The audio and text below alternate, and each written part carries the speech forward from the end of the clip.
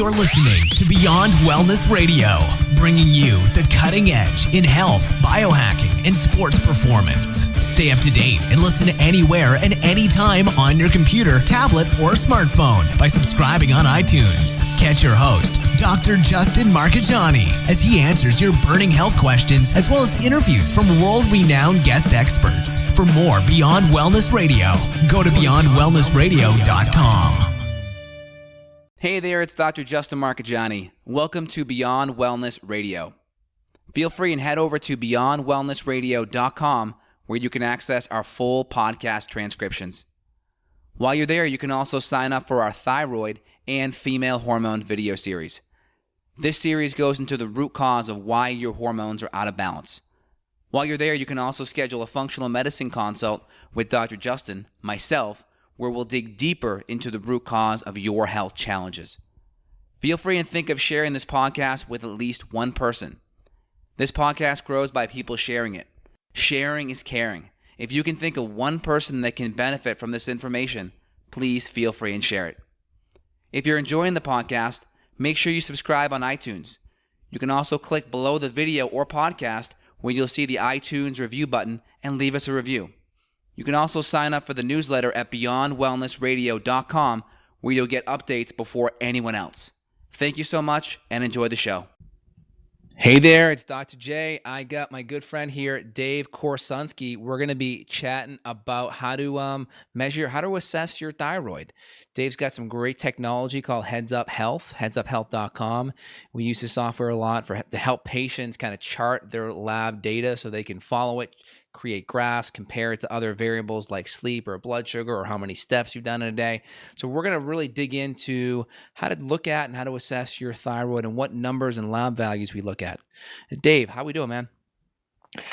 Doing great, Doc. Thanks for having me. I can see on Skype here that you're sitting in your home office, and I remembered that just a few months ago I was over at your place, and we did a show on testing ketones, which went great, and happy to be back and actually talking about something that I see coming up all the time.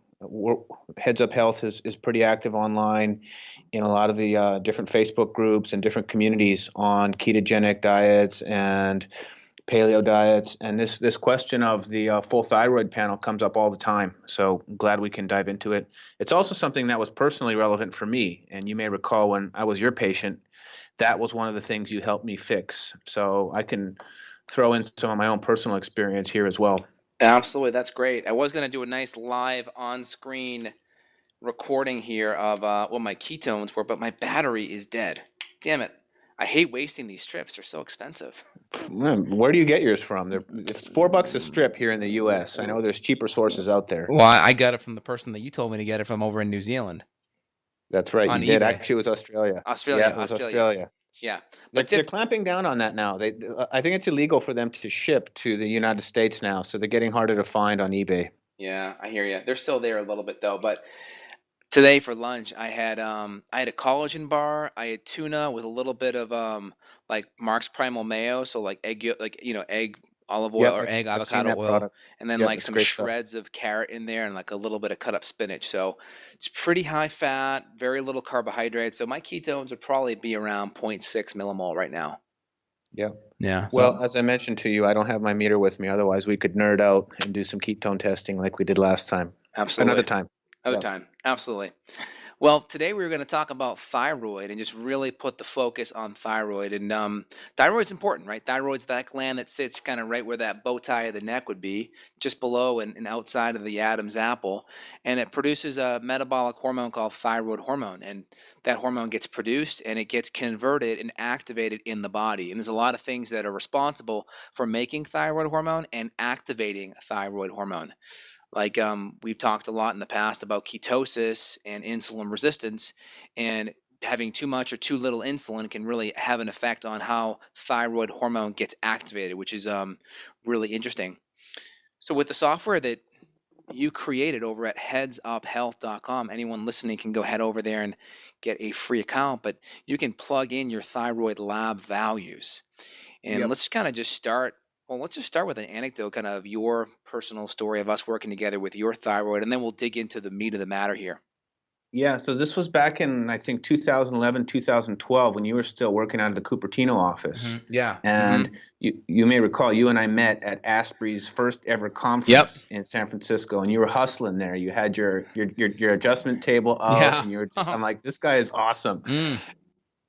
So the first time I started working with you, I just brought in all my labs from my conventional doctor. And I had them in a horrendous spreadsheet at the time. Right, I'm sure there's a lot of people listening who have those horrendous spreadsheets.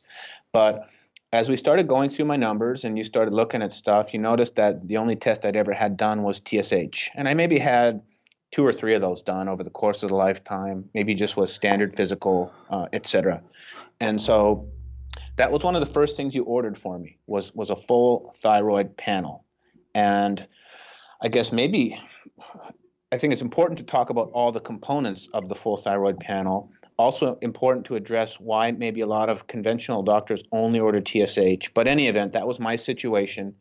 So as soon as we ran the full panel, there were a few things that you noticed and that you immediately picked up on. The first is you noticed that TSH actually looked good. It was great, actually, in range, perfect. But when we looked under the covers a little bit, we noticed, first of all, T4, also excellent. And you were educating me on all these numbers. Yeah. I had no idea what any of this stuff meant as a patient. And you sat down with me and took me through this whole panel. Right. And you said, hey, T4 is the start of the whole cascade. That number looks good. But then you noticed my T3 was incredibly low, out of range low. And my reverse T3 was out of range high. Yes. And everything else was fine. So that was my situation. And then we started working on it. And we can talk about the treatment protocol later, but maybe you can just get into a little bit more about, first of all, what are the components of the full thyroid panel, why it's more important to get that besides just TSH, and even how people can get that if their doctor won't do it for them. Right. Exactly. So you can use Heads Up Health and just kind of plug your data in there to help keep track of it. Anyone that's really doing their thyroid testing, they can use that as a technology to help track it and then compare it to sleep or maybe their carbohydrate levels, right? You could plug it up to MyFitnessPal or one of these apps and then see how your carbohydrates and or your insulin chart with your thyroid hormone. But starting off here, we kind of have the domino rally of our thyroid hormone cascade, meaning the first block that falls over is TSH. Now, TSH is a brain hormone, so a lot of people really get wrapped up in TSH being too high or too low. But it's a brain hormone. It's not quite like measuring your thyroid hormone. It's very indirect. So TSH is looking at how the brain is yelling or talking to the thyroid. The whole analogy is if the thyroid's not producing enough thyroid hormone, it's like someone across the room that can't hear you, you instinctively raise the volume of your voice, which is because the thyroid is on the lower side, right? Lower thyroid function, someone can't hear you, you raise the volume, the thyroid raises the volume of TSH. And just like if you're in a library and it's really quiet and they're really close to you, you whisper and you lower the volume because the thyroid or the person is very receptive to your voice. So think of your thyroid kind of in those analogies. So TSH too high or too low can mean issues. The problem is if you're waiting for the thyroid to be assessed and you're looking at the TSH, it can take a very long time. Some even say 8 to 10 years to assess the thyroid properly by looking at the TSH, because it's a late stage indicator. It's not the thyroid, it's the brain. So if you're looking and waiting for the thyroid to get assessed, it may take a while. And not to mention, the cutoffs for the reference range are pretty high. I mean, typically in the East Coast, it's going to be about 5.5 on the TSH. In the West Coast, it's going to be a 4.5 on the TSH, where once it gets to that height, we call that hypothyroidism because the brain's having to yell so loud that the thyroid is, as we're assuming, is not responding well. I'll just kind of take a breath there. Yep. Any comments on that, Dave? No, I think it makes sense. I mean, especially if you're waiting on changes that have to happen in the brain. So help me understand that. That's presumably stuff that takes a lot longer to settle in, and it may mean eliminating stress in your life. It may mean sleep. Dietary change. It may mean all these other things that first have to show up at a brain level, maybe like at a neurotransmitter level or at some level in the brain. So that has to happen first before you see change in thyroid. Is that right? Yeah, so when we look at TSH, it can be a really good indicator if something's really high of diagnosing or picking up hypothyroidism.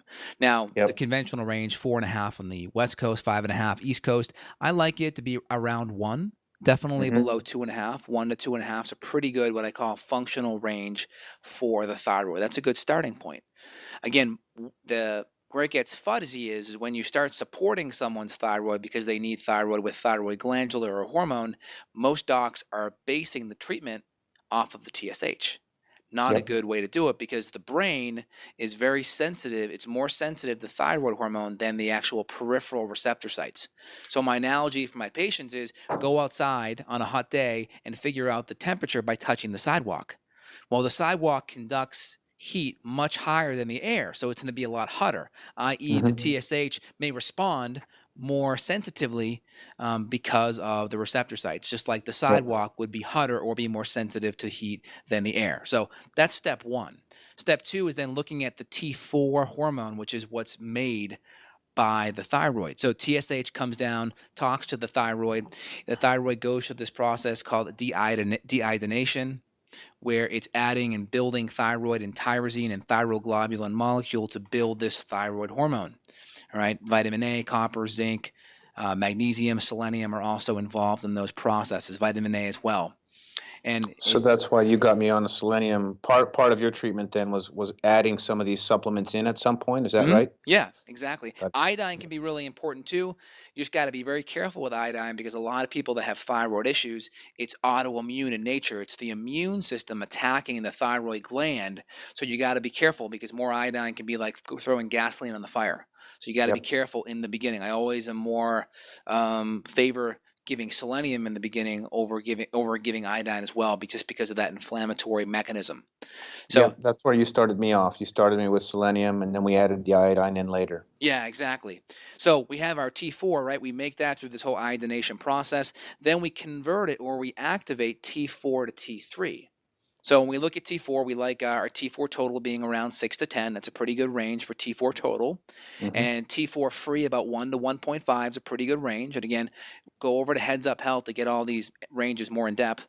We then Yep. cleave off, right? This is part of the this is the 5' deiodinase enzyme that's selenium based that now cleaves off the iodine process. So it's iodination is what makes the thyroid hormone. Then we deiodinate, we pull an iodine, we grab an iodine off. So instead of being T4, now it's T3. There's 3 iodines now, and we activate T3, which is the active thyroid hormone.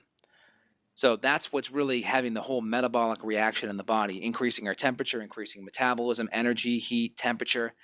And the selenium enzyme is really important to that. And when you go on Heads Up, you'll see T3 free. We like that above 3, above 3 to 8, 3 to 4, 3.8, 3.4 is fine. Pretty good. Right in that top 25%, top third of the reference range is great. 3.0 to about 4 is fine. And that's for T3 free. And T3 total, we like above 100.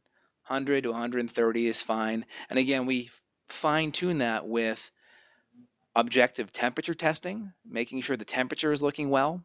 So typically 97.8 to 98.2 if we're looking at the armpit, or 98.2 to 98.6 if we're looking at the mouth, is a pretty good way to assess that.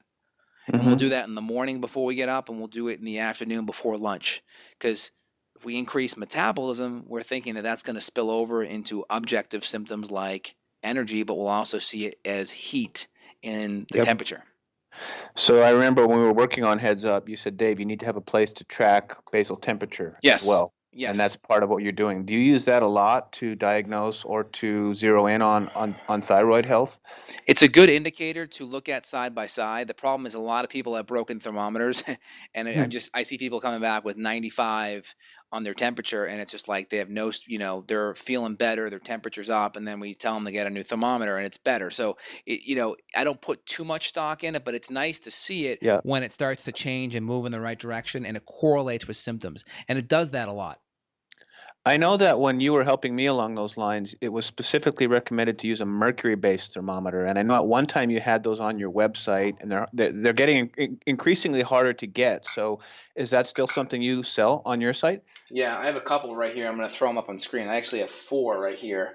I Yep, used to recommend more of the mercury. The problem was I actually dropped a couple, and I was just like, "Damn it, it's too dangerous."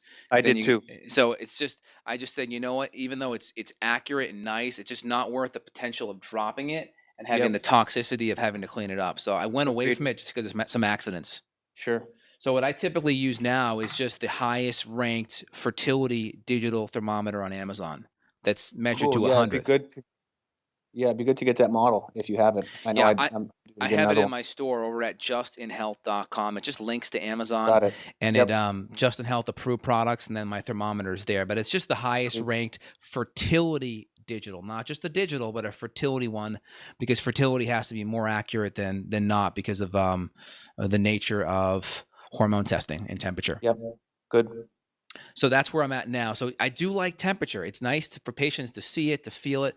Also, with the temperature testing, that's pretty cool, is you can get a window into how the adrenals are functioning too. Because if your temperatures are varying greater than 0.3 degrees Fahrenheit per day, it can be a really big sign that the adrenals are overtaxed. Hmm. So one of the things we see is as people's thyroid and adrenals get healthier and better, their temperatures get warmer and they're more consistent. Warmer and more consistent means healthier thyroid and healthier adrenals. Yep.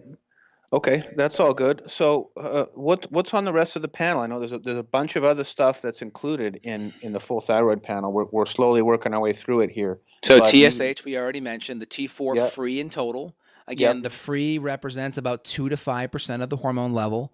The total yep, represents the balance. yep, T3 free in total.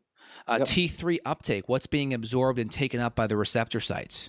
yep. We like that above, upper 20s, 28 to lower 30s, 32, 33, 34 is fine. Hmm. We also like to look at reverse T3. Now, this is important because this was something that came up on your test, right? Yep, You had good levels of T4, but then you weren't converting it downstream to T3, right? We had this high exactly. level of reverse T3 and just, a subclinical low level of T3, but it was really going downstream to RT3 or reverse T3. Exactly. Yep. And reverse T3, it's like putting blanks in your gun. You fire the gun Uh, off, you hear the noise, but no bullet comes out.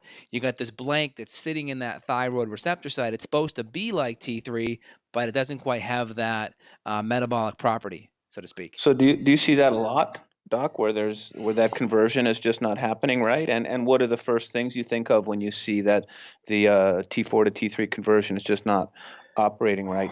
Great question. So the first scenario, if T4 to T3 is not converting well, but we see reverse T3 going high, Yep. we always think selenium and we always think stress. So then Yep. when we look at stress, we're making sure the diet's good, sleep's good. We're looking more at the adrenal to make sure the adrenal function is good as well. And making sure practices of meditation, the right amount of exercise are good, not over exercising or under exercising, keeping all the bad foods out.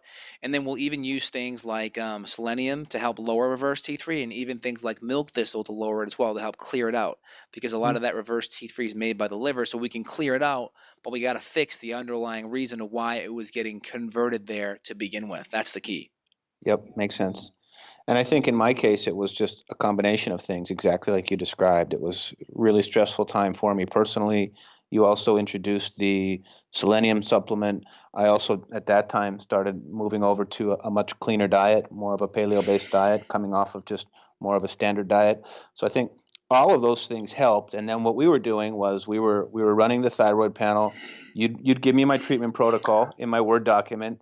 I'd get the intervention. We'd run the thyroid panel 3 months later, and we'd track the numbers, and I could get engaged in that process. And one of the reasons I built Heads Up was because I genuinely believe that when the patient can get engaged with their numbers and understand what they mean, it helps. It just gets you get better results. And so we saw it, right? We'd run the tests every 3 to 6 months, and we'd look at the new numbers together. And I just love that. It Yeah. was really, really effective. Yeah, and I think we also did some milk thistle as well to help. If I remember correctly, you were doing those insanity workouts.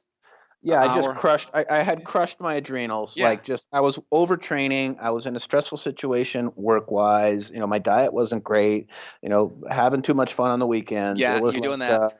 yeah, all of the ingredients were there for a disaster. But luckily, we were able to intervene and get things course corrected. Yeah, I remember you definitely made some changes with your diet. You were getting more quality fat, better quality fats in there as well. That was helping out a lot. Yep. And then we got you on the adrenal support too, which I think made a big difference. And I know we also had some gut issues that came up Yep. down the road too. That I think as we addressed those, we had improvements there too. I think maybe a Klebsiella or some kind of bacterial overgrowth. Yeah, these were all important pieces that we had to work on. Yeah. Actually, another big one for me was actually just tracking my sleep. I know it sounds silly, but even just getting some basic metrics from like a wrist-worn device, a Fitbit. In my case, I'm wearing one on my wrist now. Just having some data about when I was going to bed and when I was getting up and how much sleep I was getting on a regular basis.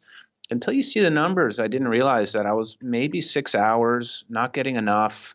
And when you're overtraining and not getting enough sleep, and you start to see all of that, and you start to see the information I'm getting from you that are suggesting lifestyle related stressors, having that sleep information was really, really helpful, and it brought a whole new awareness to my sleeping patterns and helped me try to move to a more natural sleep wake cycle instead of midnight or 1, for example, going to bed at 10. And it takes some time to get your body back on a more normal cycle, but there's so much data we were collecting that was helpful along the process, and that's just part of what we wanted to do in Heads Up, is give people a place to track it all.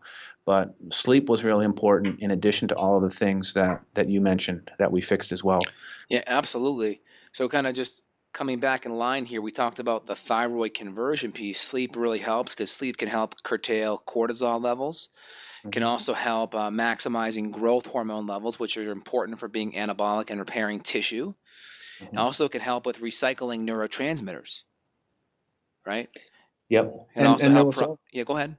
there was also some antibodies on that thyroid panel Yeah. that you always look at as well. You're Yeah. always looking for autoimmunity. So Yes. maybe talk about that for a bit. Awesome. One step ahead of me. Okay. Let me just come full circle on the thyroid conversion piece. Yep. Almost there. So the sleep piece is really important. Yep. The selenium is really important for all the nutrient levels and helping to convert that downstream. Yep. Also, insulin resistance. A lot of people that have high levels of insulin, they may have this hard time converting thyroid hormone or activating it T4 to T3. If they have high levels of stress hormone, that may help as well or hurt the conversion. If they really have almost low levels of cortisol because of HPA axis dysfunction, where the Yep. brain is numb talking to the thyroid, that can really help decrease that conversion, prevent the T4 from going to T3. Certain nutrients like copper and selenium and zinc. Also, high levels of mercury can also be a big factor. So those are kind of just some good generalizations there. Now, getting to your next question that you asked, perfect timing wise, was the thyroid antibodies. So many thyroid conditions are actually brought upon by autoimmunity, meaning your immune system is making specific antibodies that are attacking the thyroid gland. One's known as TPO, or thyroid peroxidase enzyme. It's an enzyme that puts thyroid hormone together. And then the other one is the thyroglobulin antibody, which is the surface protein of the thyroid. And if you're making antibodies and you're tagging the thyroid, then you're going to be attacking it and breaking it down. And these B cells and B lymphocytes are going to be getting in there and attacking it.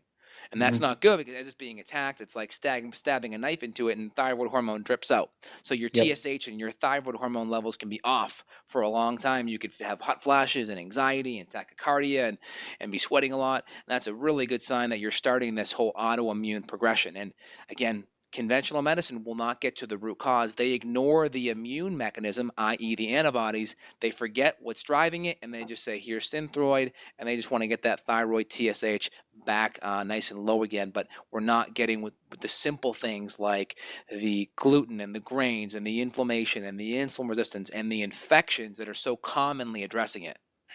Yep. I know there's a lot of people really close to me that are dealing with autoimmune conditions.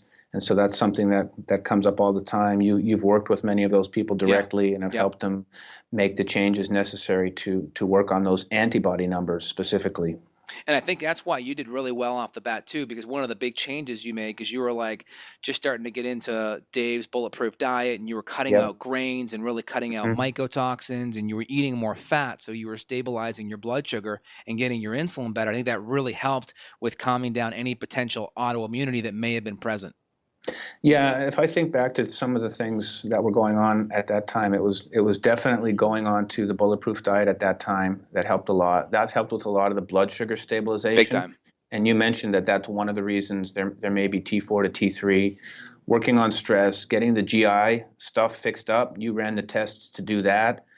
You also ran the adrenal tests, which I think just are more indicative that there's Yeah. a stressor in the system, whether it's physical or mental. So we worked on that, and then some supplements to help. Selenium being the most obvious one, and all of those things worked. And then we reran the numbers, and it took a while. Maybe this was a 12-month process, 18-month process where we worked everything out, but it was great. And is that functional medicine type process where you're doing what we just described? I mean, how common is that in your practice with patients you're seeing? Well, it's really common, especially the autoimmune piece, because people are stressed. They're not eating good meals. They're insulin resistant because of the suppressed immune system of all the things I mentioned. Opportunistic infections kind of take hold as well. So it's a multi-layered kind of system that we're looking at. So you really got to wade through it systematically so we can get to all of the key linchpins. Because Mm-hmm. just doing one thing to systematically or symptomatically make you feel better may not be what kind of unlocks the healing long term. Yep, makes sense. And so, just going back to the thyroid panel. I mean, when we first started working together, you didn't see that in any of my previous lab testing, so it's something you ordered right away. Yes. Is that something you like to do up front with all patients? Is just to see where those numbers are, or is it case by case? It's case by case. It depends what symptoms are present off the bat. If Mm-hmm. we're going through the person's history and there's lots of energy issues and lots of mood issues, like Mm-hmm. let's say hair loss, outer third eyebrows, let's say cold fingers, cold hands, tingling, numbness, things like that, we will definitely order a thyroid. If we don't have a lot of the hair loss and the cold hands and cold feet stuff Mm-hmm. off the bat, we typically stick to the adrenals first, see how good or bad the adrenals are, and then I have them do temperature testing over the next month, and we monitor through there. And if Cool. symptoms are improving on the adrenal protocol and their temperatures look decent, we won't necessarily jump to the thyroid off the bat. If we're not quite getting the improvement we're looking at and temperatures are low, then we'll go and we'll dig into that thyroid. Yep, that makes sense. And I've, personally for the last, say, 8 months, I've been on a ketogenic diet and have been doing really well with it. But I'd love to run another panel, see how my numbers stack up. And that kind of leads into my next question, which is a lot of people, when they go to the doctor, they may not be able to get the full panel ordered for various reasons. There has to be a diagnostic code or something like that. Oh, So yeah. I know you have the panel available. Is that one of the panels people can get from you and just go to LabCorp and get it? I realize you got to pay out of pocket, but sometimes that's just the quickest and easiest way instead of having to negotiate with your doctor. Oh, yeah. The panel that we have online, the complete thyroid panel in the store. So justinhealth.com, click on the Healthy Living store. You'll see the lab test button. Click it and look for the complete thyroid panel. I mean, that panel I think is about $150, and that's a complete. Mm-hmm. You can't run anything else for the most Mm-hmm. part on your Yep. thyroid. It's got all the thyroid markers you need. Typically, if that panel is not covered by insurance, right, that's over $1,000. So by just paying Yep. cash, you kind of cap your losses, so to speak, and that'll give you everything you need. That's a really good first line for anyone with thyroid issues. That'll give you everything you need to get a complete picture of what's going on. Yeah, and I see a lot of people who we communicate with, and just a lot of people who are asking questions and stuff who may not be making progress as they make the nutritional changes. They go paleo, they make the dietary changes, they've adopted keto or some of those principles, and they're not seeing any changes in body composition. And so that's often something that I think of. And are those correlated? Would you start to look at thyroid and metabolic if you're not seeing changes once you make the nutritional interventions? Absolutely. The thyroid can control metabolism, heat, and energy. So it's definitely a place that you want to look at for sure. When people have their thyroid working better, they tend to be able to have a higher metabolism, burn more calories, burn more systemic body fat, which is a really good thing. But not Yep. all the time. Some people, it's just we get their thyroid working working better. They're no longer depressed and constipated, and their hair starts growing back. So Yep. I see the thyroid kind of being having different priorities. They may not be the priorities that you want, so to speak, but Fair enough. it's amazing. We see different things happen, and I can't tell you how much depression and mood changes with better thyroid. Yeah, and a lot of the people, a lot of our users who are on keto, actually, it's a small percentage, but they do start to report hair loss in some cases. And can you talk about when it may be, for example, a nutrient deficiency versus a thyroid, for example? Is it hard to tell? Any thoughts on that? So you're talking about looking at the lab work. How can you tell it's a nutrient issue? Well, let's say you were dealing with hair loss, for example, and you mentioned that thyroid could be one option. Could it also be just due to dietary issues, for example? Absolutely. I mean, we need And, protein. They tend to all be connected, because if we have a protein issue, well, if we're having a protein malabsorption issue where it's affecting the hair, it's probably affecting the thyroid, because we need certain amino acids that would be in those foods to help make thyroid hormone, like tyrosine, for instance. So if it's showing up on the gut level, it's probably going to eventually make its way to the thyroid level too. So protein specifically in the diet is what yeah. you'd be looking for? Yeah, I mean, high quality protein. I mean, if we have people with gut issues, we'll use like various collagen peptides and or free form amino acid products to deliver the protein in a way where there's no digestion required to really process it.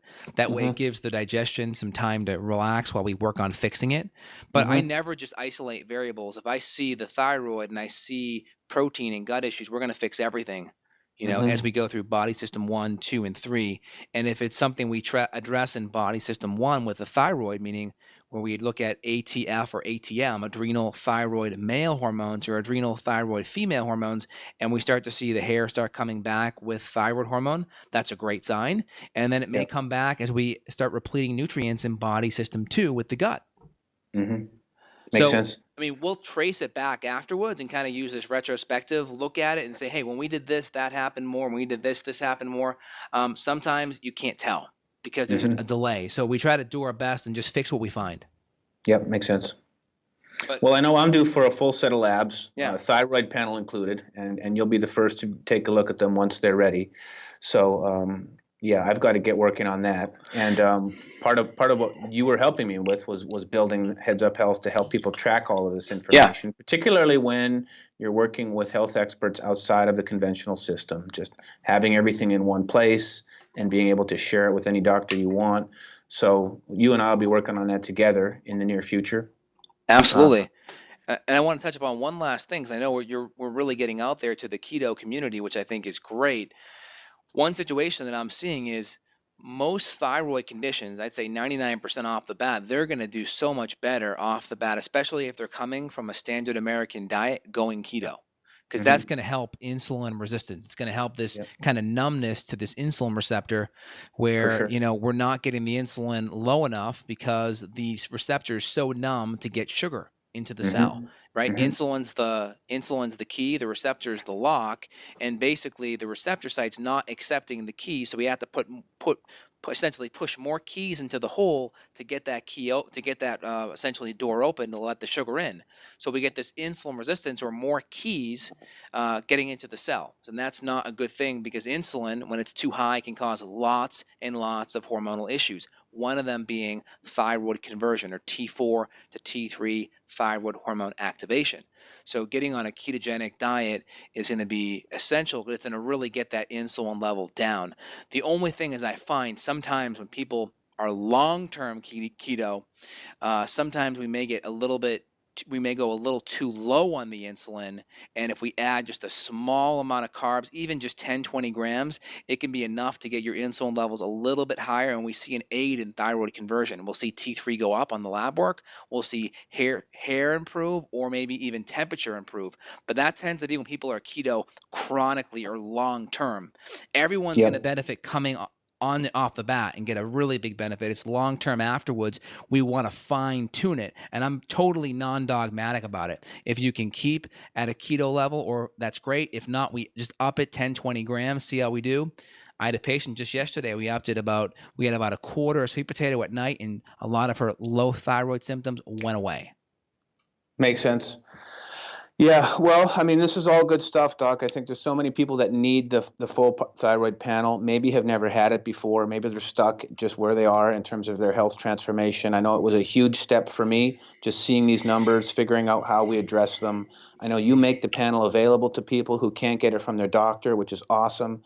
Heads Up Health has got the software to help people track all of this stuff, especially if they're getting data from different labs and they want to manage it all in one place. So hopefully there's some people who can use the information here, get their own panel run, and it may be an important diagnostic piece for them as they work on their own health goals. Absolutely. I'm going to put the complete thyroid panel in the link below. So if you're interested in it, feel free and click on it. That'll be a great way to access that panel. Yep, and I can include some information for people who want to start getting all of their health records organized using Heads Up Health. There's a couple videos we put out there that just showed how to integrate all the medical records, basal temperature, macronutrients, so I can send that along as well. Great. Any other questions, comments, or concerns, Dave? No, this was great. I see this topic come up all the time, so I'm glad we were able to address it and provide some information on what the full thyroid panel is and what the markers are and some of the things you can start doing to fix it. So anyone listening to this and kind of, has all these labs in front of them and not quite sure, what to do with it, get over to Heads Up Health, get it integrated in there so you can start seeing patterns, and then it'll be really fun as you go forward tracking your labs. You'll be able to see trends that you may not have seen otherwise. Yep. Sounds great. All right, Dave. Great talk. You have an awesome day. Yep. Likewise. Thanks, Doc. Take it easy. Thanks. Bye. Got a question for Dr. J? Go to BeyondWellnessRadio.com and click the questions button. Then tune in to hear the answer. Also, if you like the show, click below to review us on iTunes. For more Beyond Wellness Radio, go to BeyondWellnessRadio.com.